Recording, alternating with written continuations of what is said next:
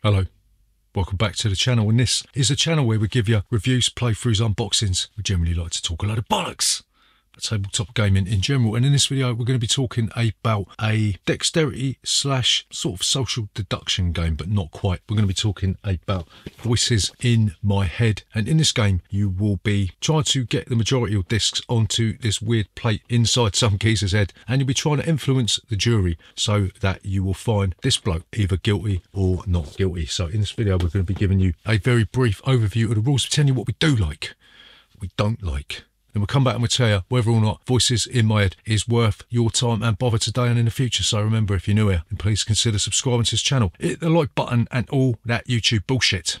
We'll see you after this. Bollocks! So, Voices in My Head. How'd you play this game?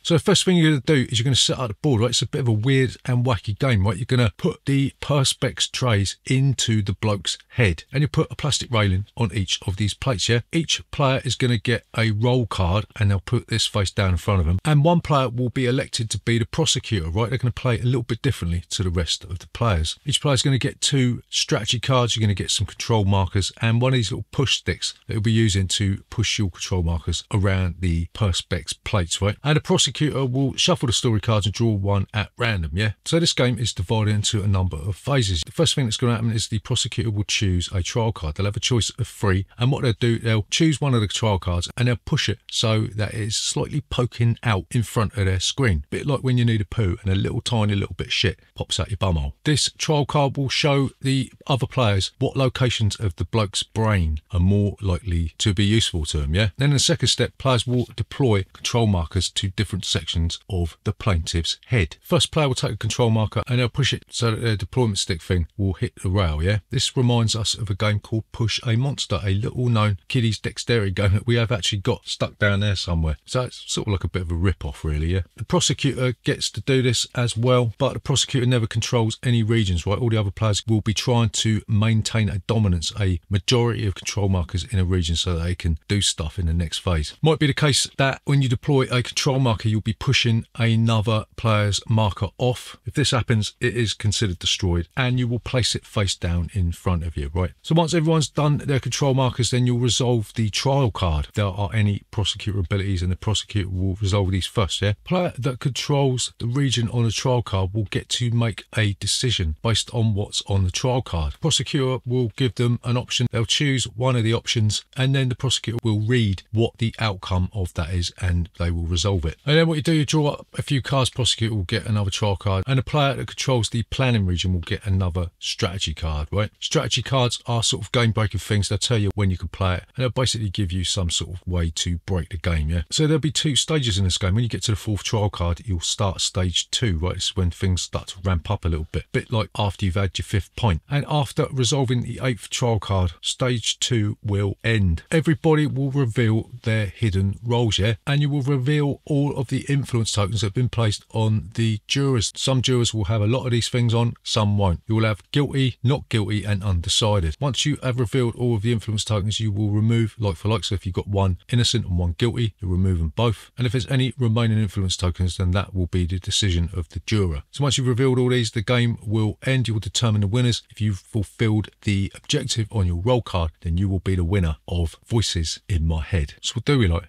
about Voices in My Head?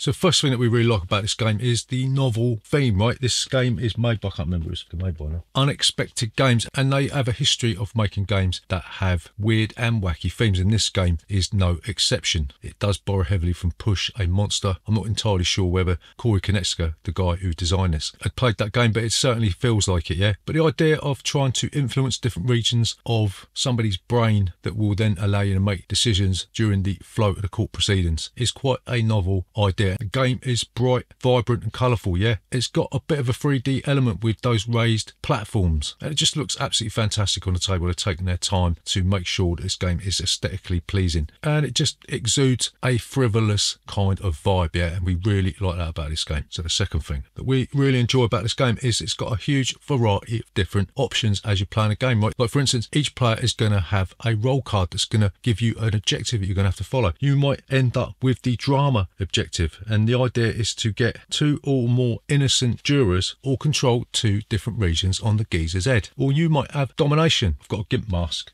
just down here, look. And this one says you need 2 or more undecided jurors all control 2 different regions, right? Or you might have showmanship, yeah? And this says you need to have 5 or more concealed influence markers at the end of the trial, yeah? These roll cards give you a wide variety of things to aim for, yeah? And whilst one player's doing one thing, you're going to be doing another thing. You might mess up with each other's plans, yeah? If you add to that the strategy cards, yeah? These are a fantastic way to mess the game up and mess up your opponents. For instance, you might have passionate speech. It says play after you deploy a control marker to speech. If you have at least 2 control markers at speech, place 1 innocent or guilty token on the judgmental or perceptive jurors, right? Or you might have intense stare. And this says play after you deploy a control marker to observation. Look at all influence tokens on a juror. You may discard one of them and then return the others in any order. Or you might have paid off, like the majority of YouTube board game influencers. It says play at the end of stage 1 or stage 2 if you control planning or are tied. Place 1 innocent or guilty token on the distractive or impulsive jurors. Right? There's loads and loads of variety. There's loads of different ways to manipulate the proceedings in the game. And if these weren't in there, it would be boring as fuck, wouldn't it? So the final thing that we like about Voices in My Head is that the dexterity elements add a sort of a weird sense of fun, right? It's not very often that you get dexterity games that are mixed with maybe like traditional card playing and traditional board games, right? Usually you just get a dexterity game where you're going to be flicking stuff or lobbing stuff, or you're just going to be pushing cubes around board, right? This marries the 2 quite well. Like we said,